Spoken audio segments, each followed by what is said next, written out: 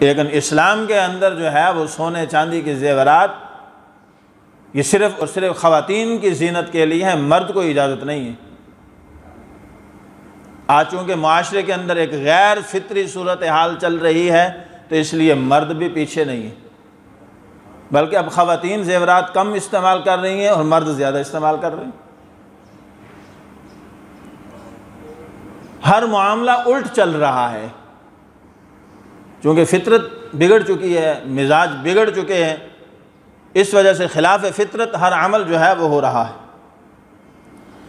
حلیہ زیور خواتین کے لیے بھی یہ اس وقت استعمال کرنا جائز ہے جب اس کا حق ادا کر رہی ہوں، یعنی زکوٰۃ ادا کر رہی ہوں۔ اگر زکوٰۃ ادا نہیں کر رہی تو پھر ان کے لیے بھی استعمال حرام ہے، پھر ان کے لیے بھی یہ زیورات جو ہے وہ جہنم کی آگ ہے۔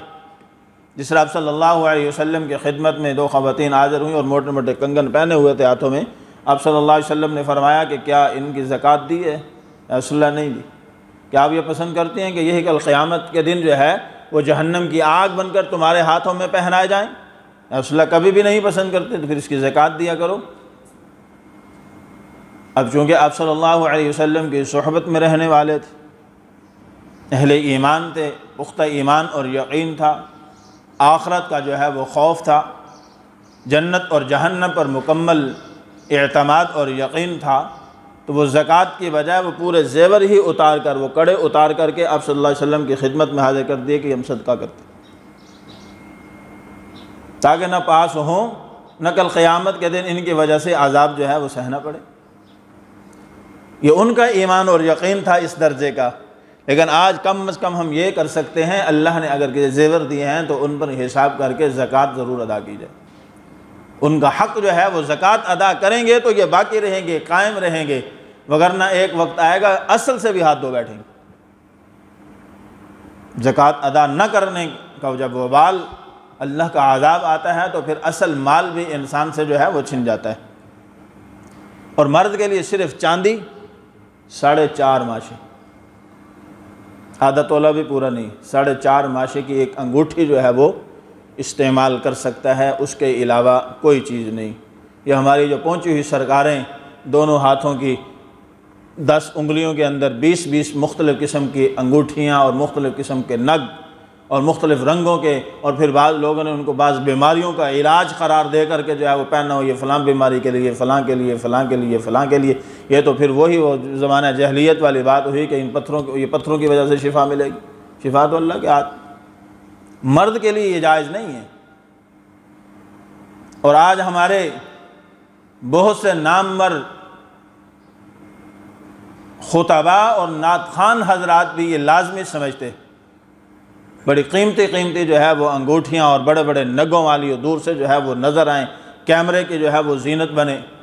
پھر زرق برق لباس اور یہ ساری چیزیں، یہ مرد کے شایان شان نہیں ہیں۔ مرد کے تو ابتداء میں فقہاء اور علماء یہ گھڑی پہننے پر بھی جو ہے وہ سوچ رہے تھے کہ فتویٰ دیں یا نہیں دیں کہ مرد کے لیے جائز بھی ہے یا نہیں ہے یہ گھڑی پہننا۔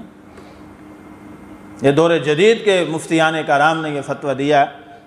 کہ ہر ایک انسان اپنی حیثیت کے مطابق جو ہے، چونکہ وقت ایک ضرورت ہے اور اس کا صحیح استعمال جو ہے وہ لازمی ہے، وقت کو ضیاع سے بچانے کے لیے، وقت دیکھنے کے لیے ہاتھ میں گھڑی پہننا جو ہے چونکہ ایک ضرورت ہے، اس ضرورت کے تحت جو ہے وہ فتویٰ دیا۔ وگرنہ ابھی بھی ہمارے پرانے بزرگ اکابر اللہ والے جو ہے وہ عام سادہ سی گھڑی رکھتے ہیں اور اس میں جو ہے وہ ڈوری ڈال کے وہ گلے میں لٹکائی ہوتی ہے، ادھر جیب میں یا اندر، ادھر نکالا، ٹائم دیکھ لیا اور پھر واپس ہاتھوں میں جو ہے وہ نہیں ڈالتے۔ مرد کے لیے جو ہے یہ بھی مفتیان کرام نے بڑی تگ و دو کے بعد، مشاورت کے بعد، ڈرتے ہوئے ایک جائز ضرورت نکالی ہے کہ ہاں گھڑی پہننا جو ہے وہ مرد کے لیے جائز۔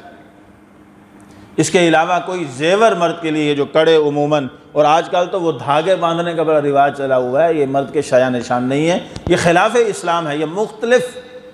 مذاہب باطلہ کی خاص مذہبی نشانیاں ہیں جو ہم لا علمی اور کم فہمی کی بنیاد پر ان مذاہب سے جو ہے وہ مشابہت اختیار کرتے ہوئے اپنے ہاتھوں میں یا پاؤں میں جو ہے وہ باندھ رہے ہوتے ہیں۔ اور بعض اوقات سمجھانے کے باوجود کوئی اس کو اتارنے کے لیے چھوڑنے کے لیے تیار نہیں ہوتا، تو یہ مشابہت یہ بڑی خطرناک بیماری ہے اور اس کا انجام بڑا خطرناک ہے۔ فرمایا آپ صلی اللہ علیہ وسلم نے من تشبہ بقوم فہو منہ، جس نے جس کی مشابہت اختیار کی کل قیامت کے دن اس کا حشر اسی کے ساتھ ہوگا۔ اس لیے ہر چیز میں مشابہت جو ہے وہ ہمیں اہل اسلام کی اختیار کرنی چاہیے، نہ کہ اہل باطل کی۔